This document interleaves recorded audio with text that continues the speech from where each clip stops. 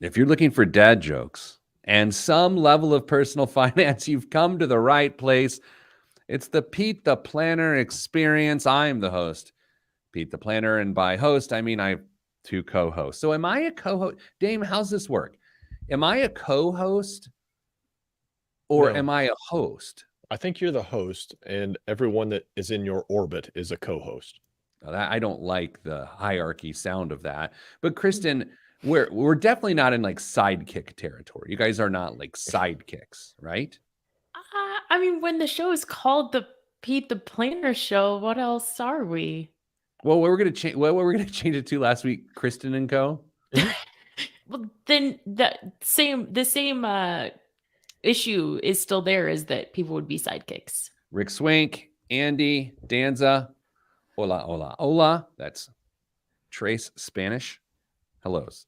Okay, so Jeremiah here, I'm just going to level set with you right now. What if Jeremiah doesn't listen anymore, and this joke about me talking about how busy I am, just no one cares anymore because Jeremiah's given up on us. As we now approach 2.5 million downloads on the Pete Nice. Planner Show. I looked Right this on. week. Okay, so here's the thing. It's a 50-minute show today. We've been going to like an hour 3, hour Yeah. 6. I don't like you guys that much, you know? No. Yeah. No. Krista, we have to start the show in about a minute here, but I have to tell you, I got to see you in person this week, which is very exciting for me. You were down here in this studio Correct. filming things. It was did the feeling of excitement feel reciprocal for you? As in, was I as excited to see like you and everyone else the smile? Yeah. Of course, absolutely. I sit at home by myself and our coworkers are great. So getting to see everybody is always good. Dame, what was the quality of that lie right there? It was pretty high level. I Okay. can't lie. So Let's do it in 3, 2, 1. This week on the Pete the Planner Show, we answer your money questions. Here's how the show works. You email us, askpete@petetheplanner.com. It's askpete@petetheplanner.com, and we'll read your question. We'll answer your question. We do lots of other things. We is a plural. That means it's not just me, Pete the Planner. It is other people, including Kristen Elanius, Director of Education at one of the best places to work in Indiana, according to the Indiana Chamber of Commerce, Your Money Line. Hello, Kristen. hello, Pete. And her colleague, my colleague, our colleague, Damian Dunn, no relation, Vice President of Advice. Hello. Good day.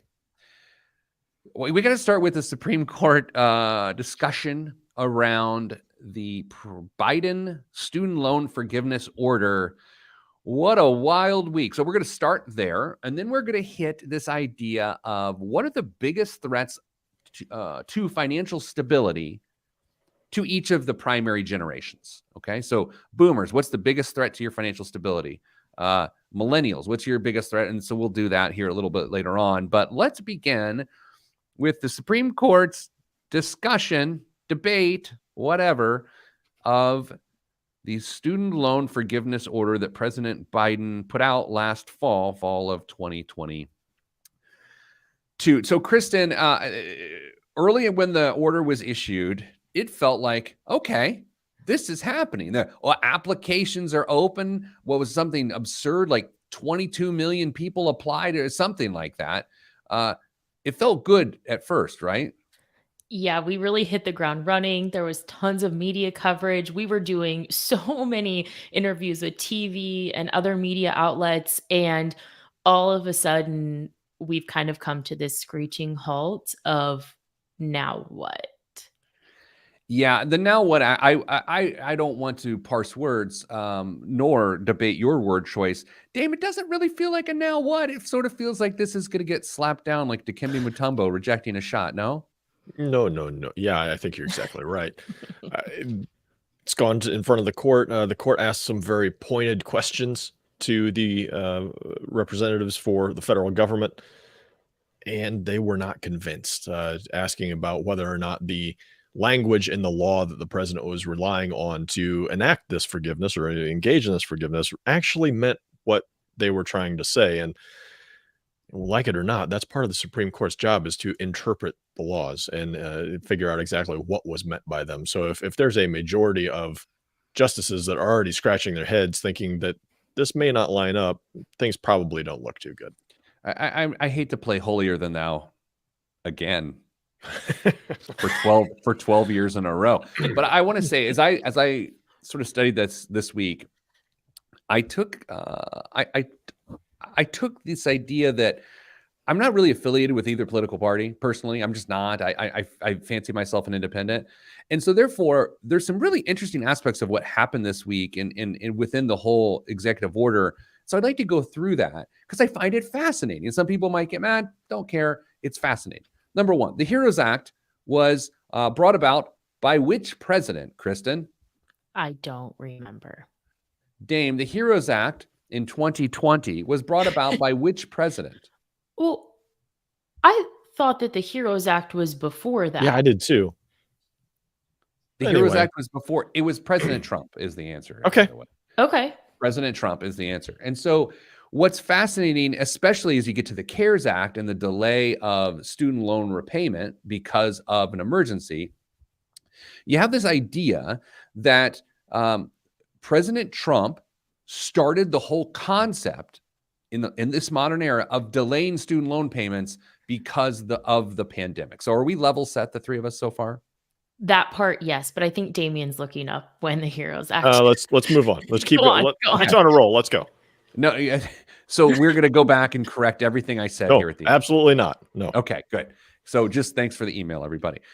Then President Biden got in and said, you know what? This actually makes sense. Let's keep people from needing to make payments. So do we all agree on that part of it? Yes. Okay. 100%. But then this is where opinion can get involved, right? So the Biden administration said, all right, well, we think people are really suffering. We think the economy's suffering.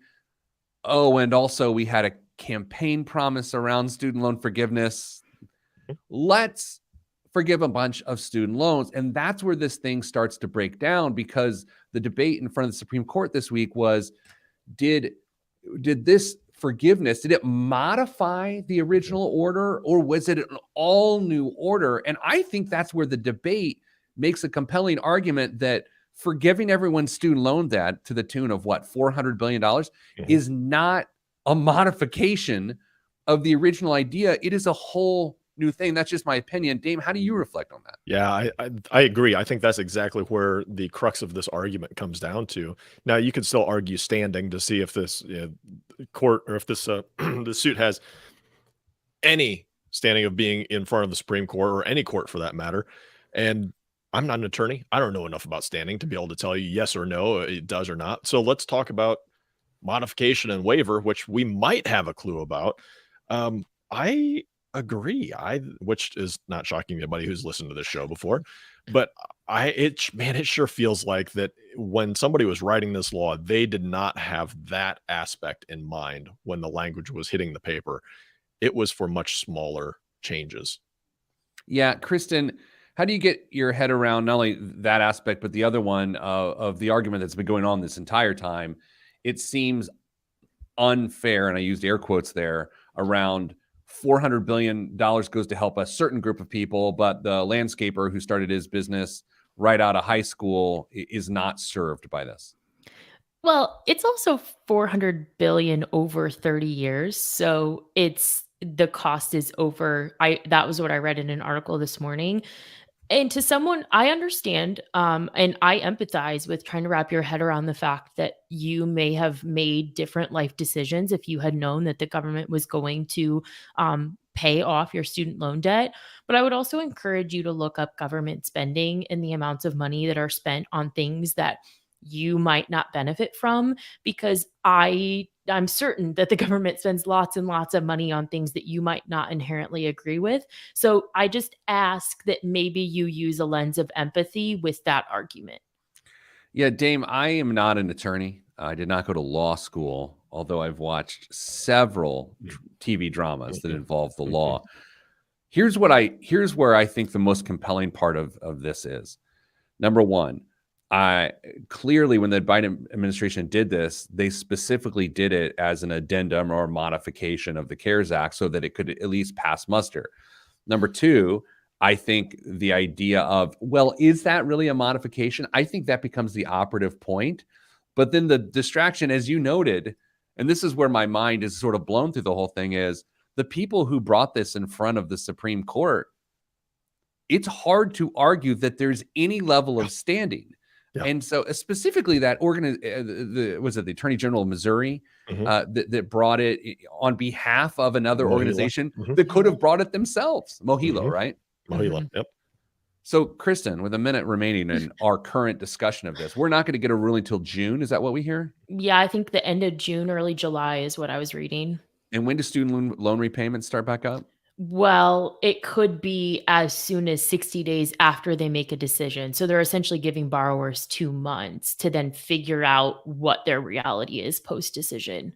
So the decision to start payments back up is tied to the Supreme Court decision? Yes, and then but it's no later than, I want to say it was September 30th in the article that I just read. So if they come to a decision before that, you still have 60 days.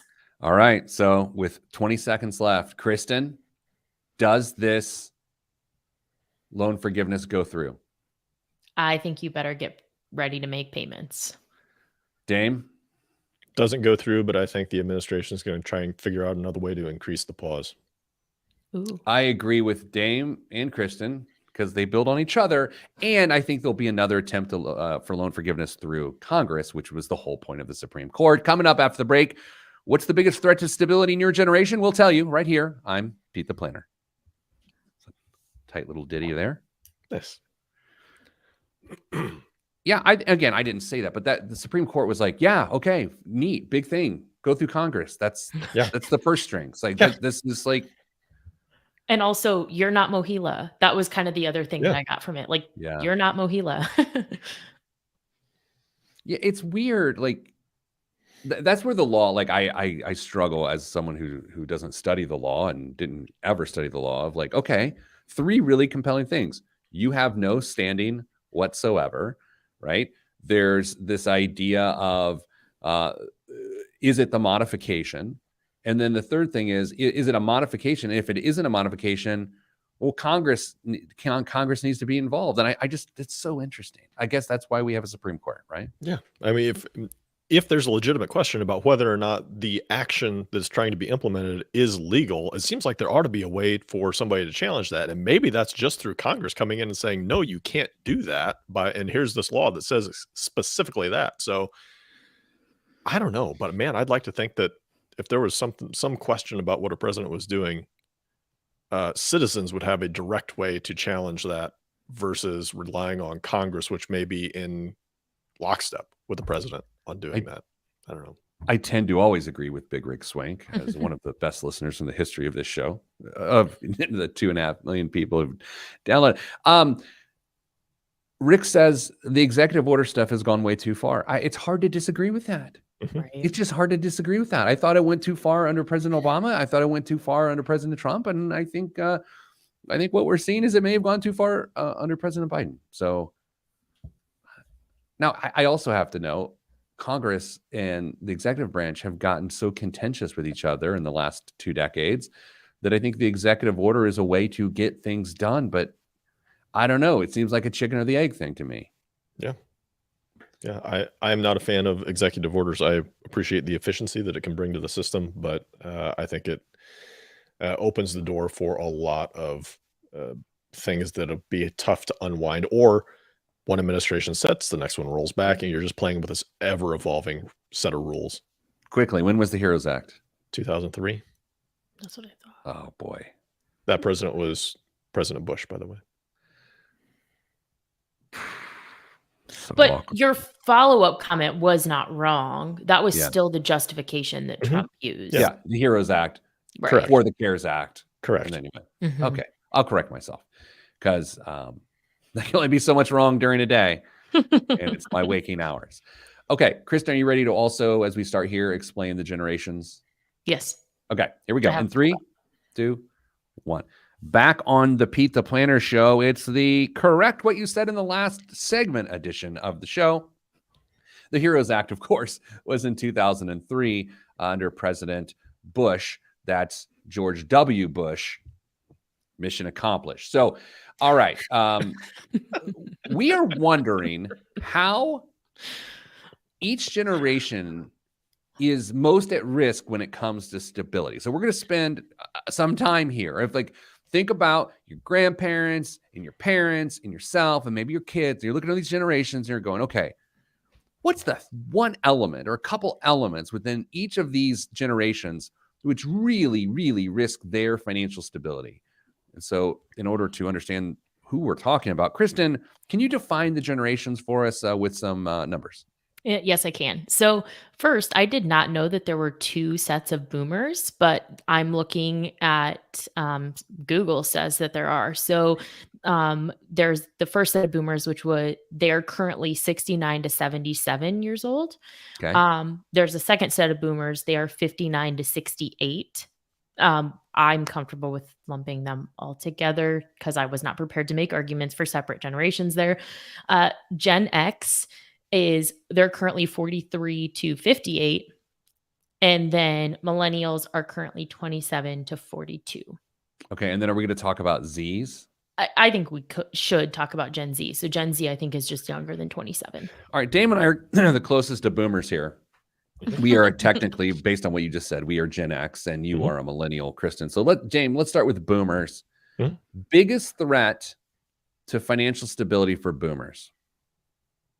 In my opinion, that's going to be more frequent and drastic volatility in the markets as they either approach or enter into retirement. The assets that they may have set aside, the resources that they've built up, may just get chunked down very, very quickly. They may have done a lot of things right, but based on stuff outside of their control, they may suffer and not have the assets they thought they were going to for retirement. You know, I'm going to agree with you in a very weird way that what we're talking about is income stability, actually. Correct. Right? Because we're talking about the income derived from those assets. Another piece of income derived from government is Social Security and Medicare. And I would suggest, and this isn't political, although there's a lot of talk about cuts to those things politically, I think that's a giant threat. If those programs are touched for anyone 59 or older, there's no plan B. And it feels more real than ever before that could actually happen. Yeah, Dame.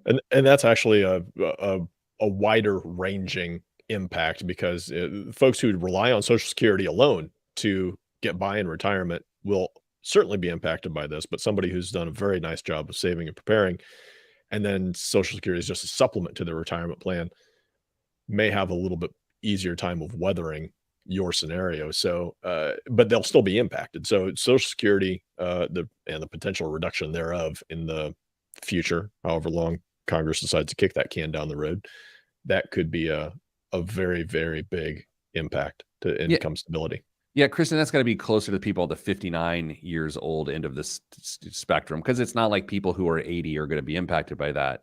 Right. I mean, honestly. Yeah, I think that the greatest threat for the younger boomer is that they launched their career under this premise that Social Security for a lot of them would be enough. And I think as they're, again, younger boomers are approaching Social Security age, they're realizing that, oh, maybe this might not be enough. And so I think not then delaying your decision to take Social Security could be the biggest threat for that younger group of boomers. All right, Dame, next group, you and I, Gen X. Kristen, why don't you try to make judgments about really established adults like Dame and I here? What do you think the biggest threat to our stability? We love hearing financial advice from millennials about our lives. Yeah. What do you believe to be the biggest threat to Dame and I from a stability standpoint? Youth travel sports. Okay. I'm kidding. All right. We have written jokes. We have jokes. The Kristen and Company show is live in several markets. No, I think that the greatest threat is lack of, or maybe just college planning in general. I think Parent Plus loans could be the greatest threat to intermediate and long-term stability for Gen X. All right. So Dame, Parent Plus loans, big deal. I'm going to go a slightly different direction. I'm going to not go with Parent Plus loans solely, But because the cost of college is so high and assets have been used to fund that, then retirement itself has not been funded. And then I'm also going to take one that is probably more of a millennial issue, but I think it's going to hurt us, Gen X, the worst, is the computers are coming for you. If AI has the implications that we think it has, that it will, replace workers in the workplace, I think the most vulnerable people are going to be the oldest workers, which is you and me. How did we become the oldest workers? Yeah, that's a really good question. If you listen to some pundits, they'll say that don't worry about AI. There's nothing to concern yourself about. It's going to lead to a life of more leisure and relaxation for yourself. So I don't know if I buy that. I agree with you completely that if AI and robotics and machine learning and all that stuff comes online in the way that it kind of looks like it might, the folks that they hire, the older folks in that spectrum who aren't going to be able to retrain and learn and be able to participate in that workforce, we're the ones that are going to be potentially left out. So I have a very specific example that is so on the nose in many ways. Oh no. that I'm going to share with you. And I learned about this yesterday. I was talking to a friend who has decades in the radio industry, Mhm. decades. Really important person, knows a lot. And the biggest threat to local radio, at least these days, is the fact that you can take a person's voice and create, what do you even call it? AI around their voice. Mhm. Then you can input a read for that talent to read. And so you're going to get to this point where there will not be radio personalities between songs and, talk shows may obviously keep going because it's about the discourse. But these people going, oh, next up is Green Day. Yeah, that is a robot now. And so you're going to have industries like that where you can take a person's voice and have the computer and the AI populate the words to say. And that's where it gets scary. Radio stations are going to be nothing more than advertising departments, and the program manager is not going to have anybody to yell at. Yeah, I know why this talk on generational stability got to AI other than I brought it up. But Kristen, I do think the one compelling part that is yet to be figured out is, sure, you can take a good voice and you can tie it with good words. But what makes effective communication are the pauses and the volume and the speed at which someone presents. So I feel like there's a little bit more meat on that bone left to figure out. You don't think AI can figure that I was out? going to say, I don't think that's a far leap at this point. Comic timing. You're telling me that AI can figure out timing. AI told you, what did it tell you like 2 weeks ago? That it was going to take over the world and steal the nuclear codes? Like, you think it can't figure out comedic timing? That seemed very pointed. I'm just saying. Dame, how much do you think health impacts Gen X's stability? A lot, because I would anticipate life expectancy to expand in Gen X and definitely in younger generations as well. But we're going to see longer lifespans, which means those assets are going to have to stick around for longer, and they may not be available to do such. Biggest threats to millennials and Gen Z, coming up after the break, talking about what are the biggest threats to financial stability for each of the generations right here on the Pete the Planner Show. I am the aforementioned Pete the Planner. Yeah, that's a good point, Kristen. I don't want to say that on the air because I don't want to give you credit for being smarter than me, but yeah, good point. All right. We are starting right back up. 3, 2, right? 3, 2, 1. Back on the Pete the Planner Show. We're discussing Kristen's favorite topic. She journals about this. She has several tattoos on her arms that discuss this idea of what's the biggest threat to stability for each of the generations. We're now on to millennials. What's the biggest threat to financial stability? We will start with Dame so we can make judgments about Kristen and her brothers and sisters of the generation. I think the biggest challenge facing millennials is a DIY approach to investing and saving, but getting your advice when you choose to get it from influencers on TikTok. Wow. Now, here's the thing. That bridges the line between I think he's serious, and is he joking? And He's I serious. would make an argument for each one. I thought you were going to go with avocado toast, but you went with, yeah, Dame. Who are you getting your advice from? Is that it? Yeah, essentially, who are you getting? Are you participating? And if you are, who are you getting your advice from? You don't think that some personalities that have existed before the influx, like before social media became as popular as it is, didn't threaten boomers or Gen X's stability? It depends on what they're preaching. Who if I don't want to name names, but Well, most don't. Please don't. yeah, most of what some of the bigger named individuals that we would recognize, they're preaching sound fundamentals for the most part.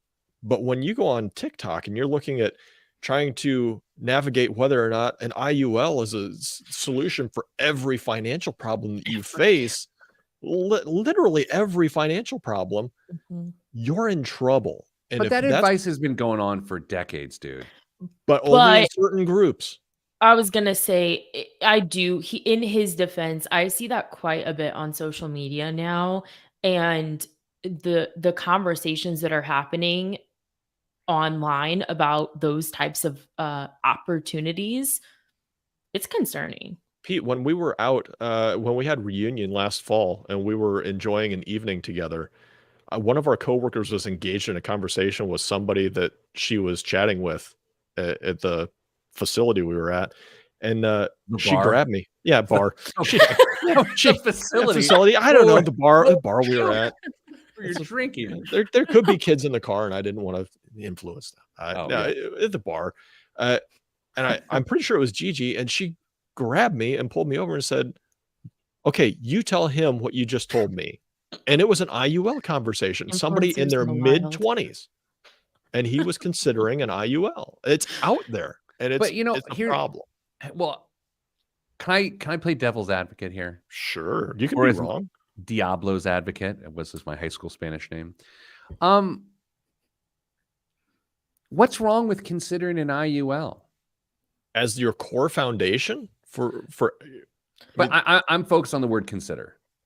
What's wrong with looking at all of the options and deeply considering them? Like I listen to media outlets that I fundamentally disagree with their stances because I want that information. What's wrong with considering something like that as the core of your? Is it beyond consideration? Sure, but considering, there's nothing wrong with considering it. I mean, I guess be an educated consumer. I've got no qualms with that. But if you're listening to somebody who's telling you to forego 401k and even the match and put all of your money in this after tax, because this is a tax deferred vehicle too, there are issues out there, and that industry is not regulated nearly as strictly as what the investment advisor industry is. Well, that is 100% true, right? You can't go to broker check a lot of times and find any information about that. Now, Kristen, I think the biggest risk for millennials are housing prices. Yeah.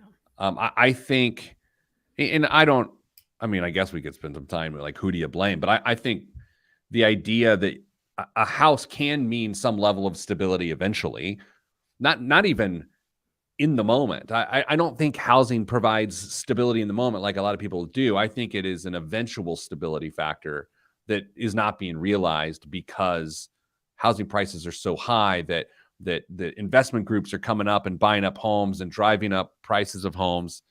That's my biggest threat to millennials.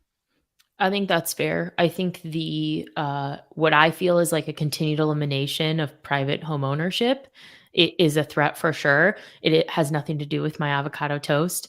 But I also think that for millennials specifically, there's a huge threat to the treadmill years that we talk about with your kids being in daycare and then not being able to pivot really quickly to kind of play what maybe feels like catch up once you have those once you have that income freed. I think that's a huge threat.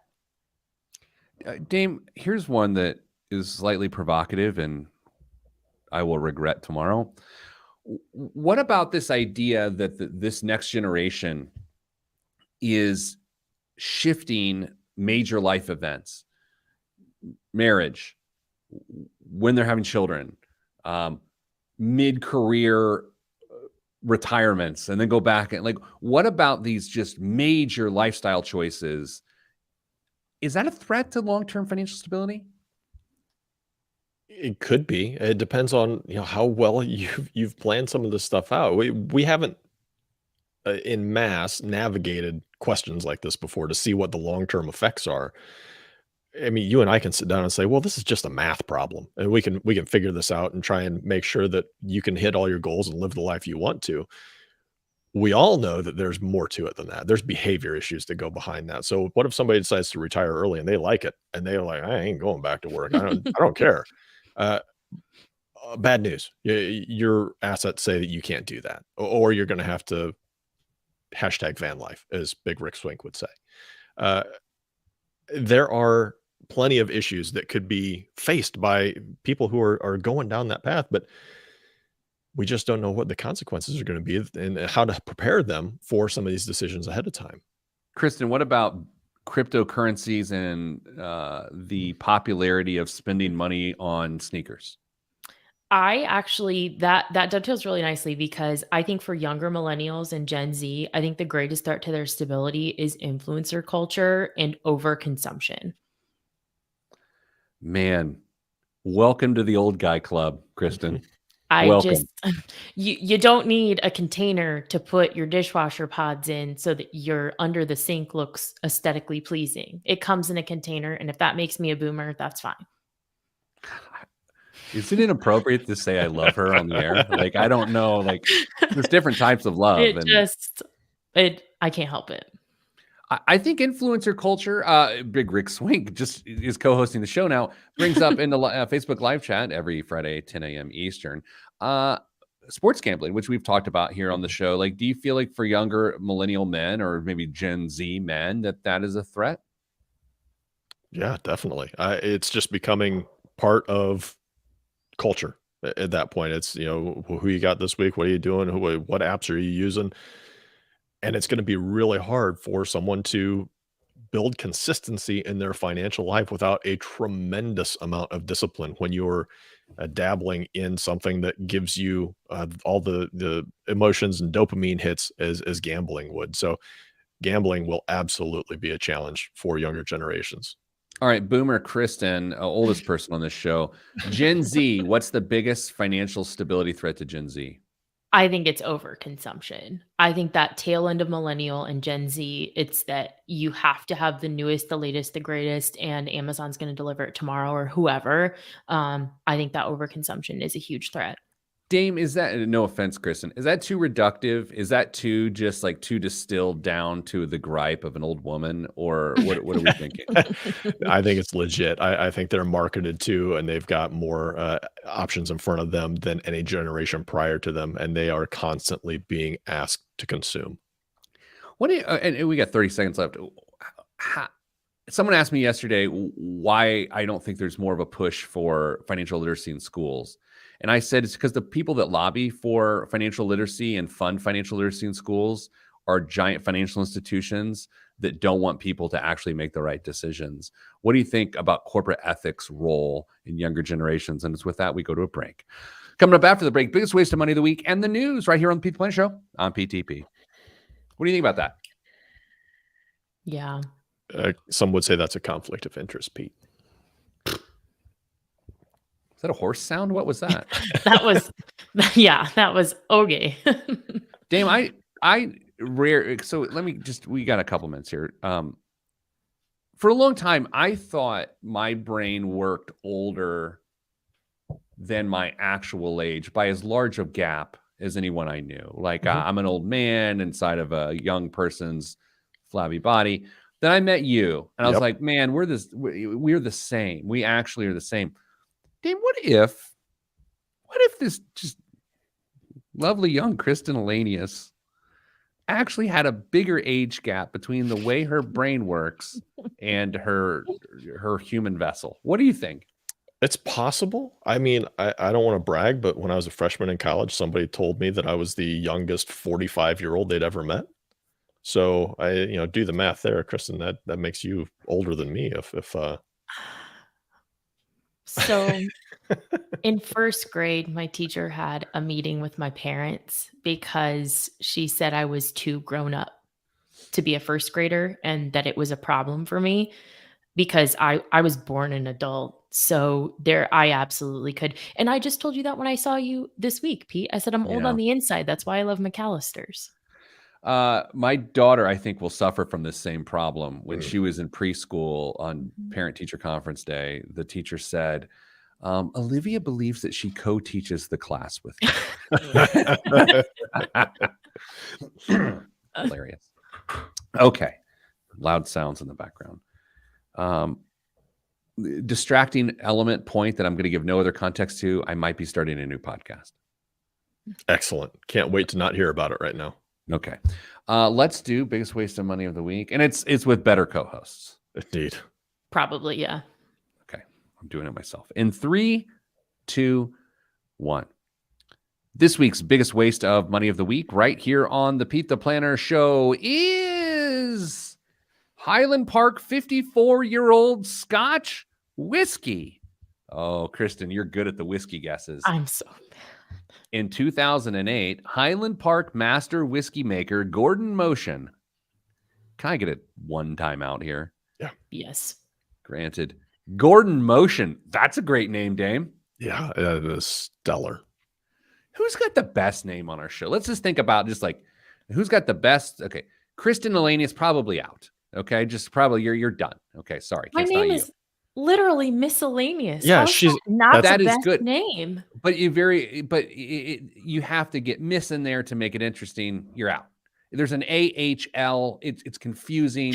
People look at it like, how many, Kristen? Okay, if we're being real, how hard is it for people to try to pronounce your name the first time they see it?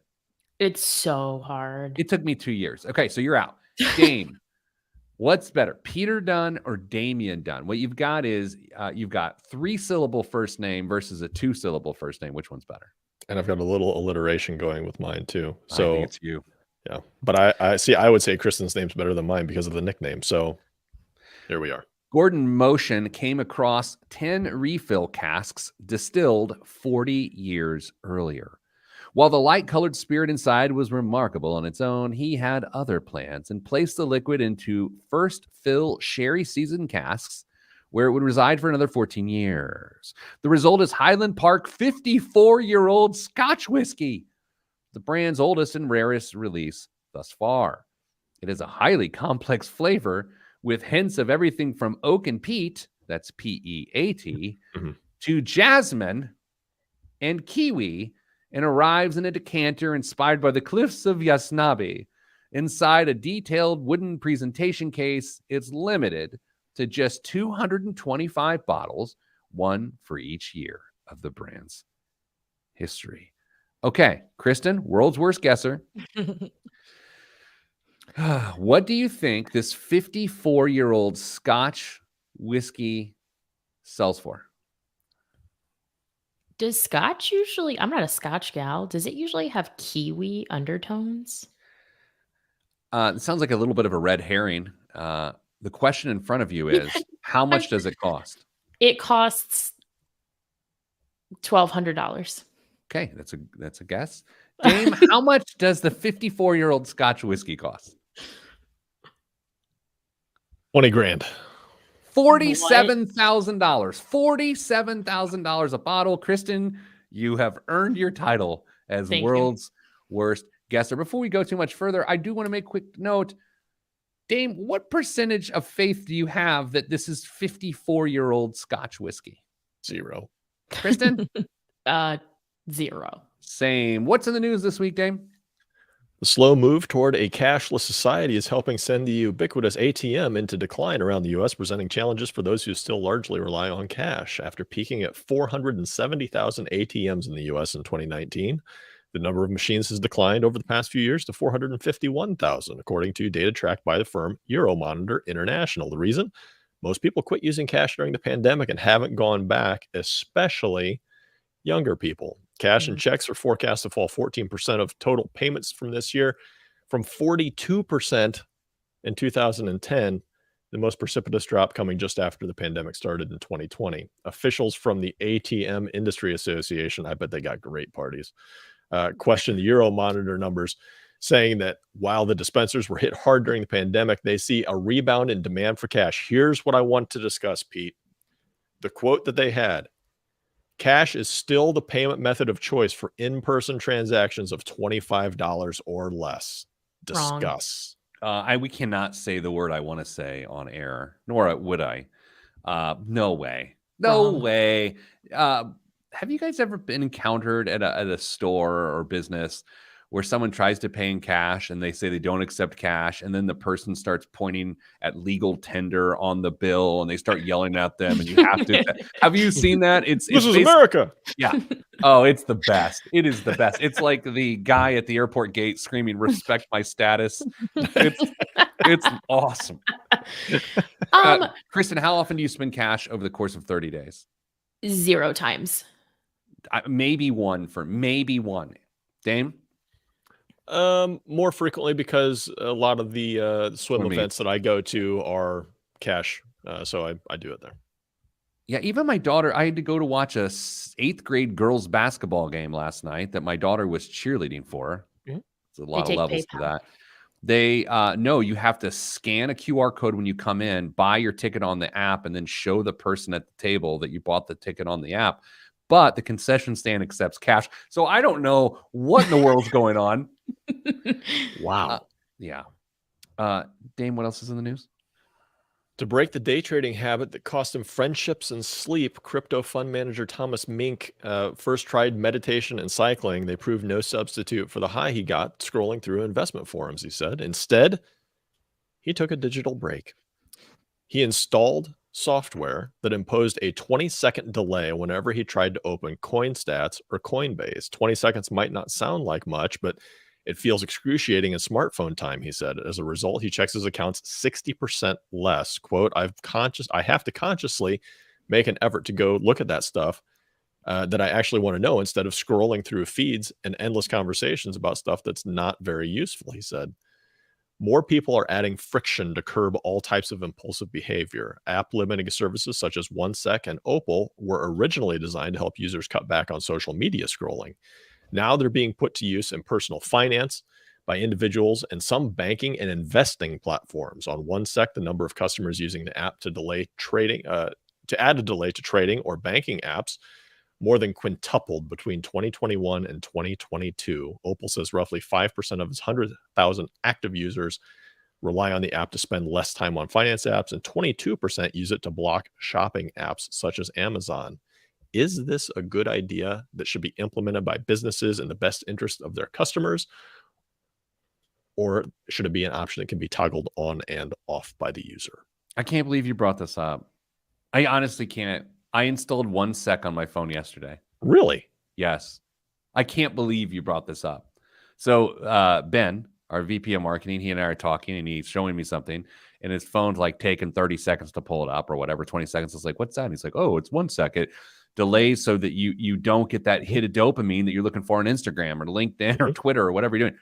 So I installed it yesterday. I'm one day in. It's amazing. It's amazing. I want to install it on my daughter's phone, but I also can't. Like, she's physically stronger than me, so I don't want to get involved with that. Kristen, does that appeal to you? Would you put OneSec on your phone or not? No, because I put time limits on categories of apps when my iPhone first did that. And do you know what I do? I What? hit ignore for the rest of the day. Well, of course you do, but I think it's interesting. Try it. It's you can do one app for free, and then I paid $14 for annual because I needed it on a couple different apps because I'm a behavioral nightmare. Dame, would you do this? I don't know, because same thing. I would just find ways around it if I wanted to go around it. It would take a level of commitment that I just don't have yet. I can see why there's a benefit to it, which is why I said, should this be implemented on the company side versus leaving it up to the user in efforts to protect the health of the users? What app, Kristen, have you deleted from your phone in the last few years out of just prudence, and you're really glad you did?